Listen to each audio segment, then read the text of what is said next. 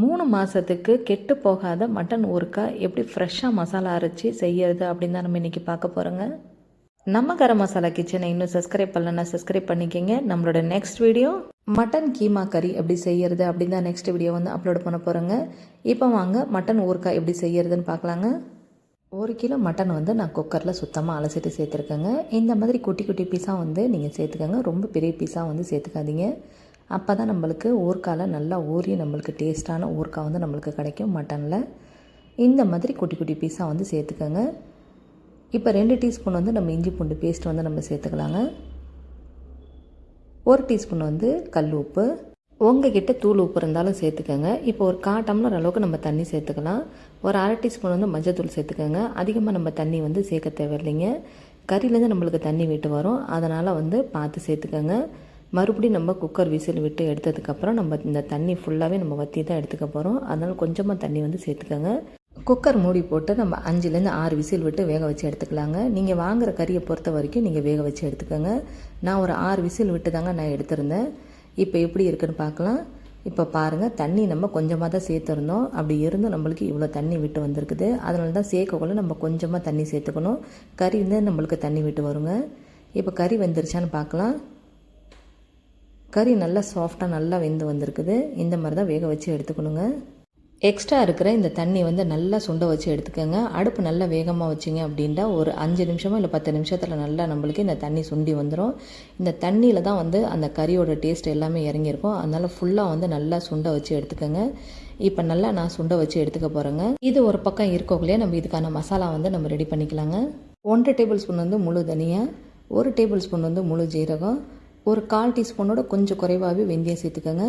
2 துண்டு பட்டை, 6 ஏலக்காய், 6 கிராம்பு, 1 டேபிள் ஸ்பூன் வந்து கடுகு, 1/2 டேபிள் ஸ்பூன் வந்து கருஞ்சீரகம், 1 டேபிள் ஸ்பூன் வந்து பெருஞ்சீரகம் வந்து சேர்த்துக்கோங்க. வெந்தயம் மட்டும் நிறையா சேர்த்துக்காதீங்க, அப்புறம் ஊறுக்கால கசப்பு தன்மை வந்துடுங்க. நான் சொன்ன அளவுகளோடு செஞ்சு பாருங்கள், ரொம்ப நல்லா வரும் இந்த ஊறுக்காய். இன்றைக்கி நம்ம கரம் மசாலா கிச்சனில் ஒரு சூப்பரான டிப்ஸ் உங்களுக்காண்டி கொண்டு வந்திருக்கேன். என்னென்னு பார்த்துடலாம் வாங்க. நம்ம ஊரில் இப்போ பனக்கிழங்கு நிறையா வந்து கிடைக்குதுங்க. கிடைக்கக்குள்ளே நிறையா வந்து வாங்கி சாப்பிடுங்க. உடல் சூட்டை வந்து குறைக்குங்க. அது மட்டும் இல்லை, அதில் நார்ச்சத்து இருக்கிறதுனால மலச்சிக்கலும் வராமல் தடுக்குங்க. அதில் நிறைய வந்து கால்சியம் வந்து நிறைய இருக்குங்க. எலும்புகளையும் வலுமைப்படுத்துங்க. நோய் எதிர்ப்பு சக்தியும் நம்மளுக்கு வலுவாக்கி கொடுக்குங்க.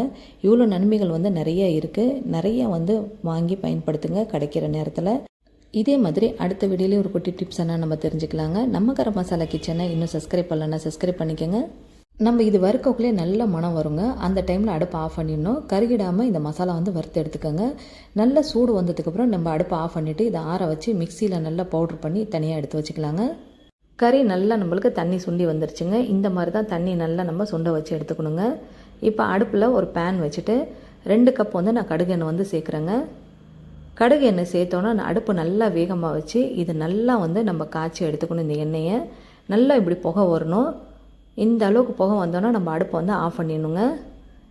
ஏன்னா இதில் இருக்கிற அந்த பச்சை வாசனை வந்து நம்மளுக்கு போகணும் கடுகு எண்ணெயில். அதுக்காக வேண்டி தான் நல்லா இது காய்ச்சிட்டு அடுப்பை ஆஃப் பண்ணிவிட்டு அதுக்கப்புறம் திரும்பவும் நம்ம அடுப்பை பற்ற வச்சு தான் நம்ம மசாலா வந்து சேர்க்கணும். இதில் உங்கள்கிட்ட கடுகு எண்ணெய் இல்லை அப்படின்ட்டா நீங்கள் நல்லெண்ணெயில் கூட நீங்கள் செய்யுங்க. ஆனால் கடுகு எண்ணெயில் செஞ்சிங்கன்னா ஊறுக்காய் வந்து நல்லா டேஸ்ட்டாகவும் இருக்கும், நீண்ட நாளைக்கு கெட்டு போகாதுங்க. கறி எல்லாத்தையும் நம்ம அந்த எண்ணெயில் நம்ம சேர்த்துட்டு சும்மா ஒரு 2 நிமிஷத்துக்கு வதக்கி விட்டால் போதுங்க. ரொம்ப நேரம் வதக்க தேவையில்லை. ஏன்னா வேக வச்சு தான் நம்ம கறி எடுத்துருக்கோம். இப்போ மசாலா சேர்த்துக்கலாங்க. 5 டேபிள் ஸ்பூன் வந்து வெறும் மிளகாத்தூள் வந்து நான் சேர்க்குறேங்க. உங்கள் காரத்துக்கு தகுந்த மாதிரி நீங்கள் மிளகாத்தூள் வந்து சேர்த்துக்கோங்க. இது வெறும் மிளகாத்தூள் தான் நான் சேர்த்துருக்கேன். இப்போ இந்த எண்ணெயில் நல்லா ஒரு வாட்டி கலந்து விட்டுக்கலாங்க. நல்லா கலந்து விட்டதுக்கப்புறம் நம்ம அரைச்ச மசாலாவும் இந்த டைம்லேயே நம்ம சேர்த்துக்கலாங்க. 1/2 டீஸ்பூன் நான் உப்பு வந்து சேர்த்துக்கிறேங்க. நம்ம கறி வேக வைக்கலையே ஏற்கனவே நம்ம உப்பு சேர்த்துருந்தோம். இந்த டைமில் உங்கள் டேஸ்ட்டுக்கு தகுந்த மாதிரி நீங்கள் பார்த்து சேர்த்துக்கோங்க. இப்போ எல்லாத்தையும் நல்லா நம்ம கலந்து விட்டுக்கலாங்க.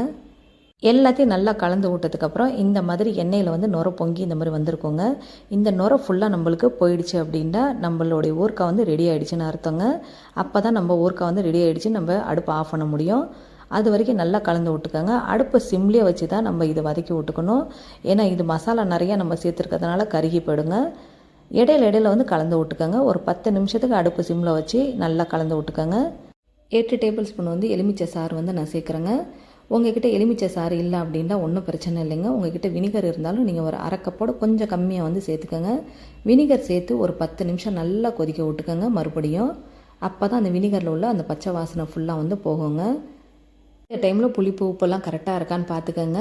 உங்களுக்கு புளிப்பு பத்தலை அப்படின்னா இன்னும் கொஞ்சம் நீங்கள் எலுமிச்சை சாறு கூட சேர்த்துக்கோங்க. அவ்வளோதாங்க, நம்மளுடைய சூப்பரான மட்டன் ஒர்க்கா ரெடி ஆகிடுச்சிங்க. நம்ம வீடியோ உங்களுக்கு பிடிச்சிருந்தா நம்ம கரம் மசாலா கிச்சனை மறக்காமல் சப்ஸ்கிரைப் பண்ணிக்கோங்க. தேங்க்யூ.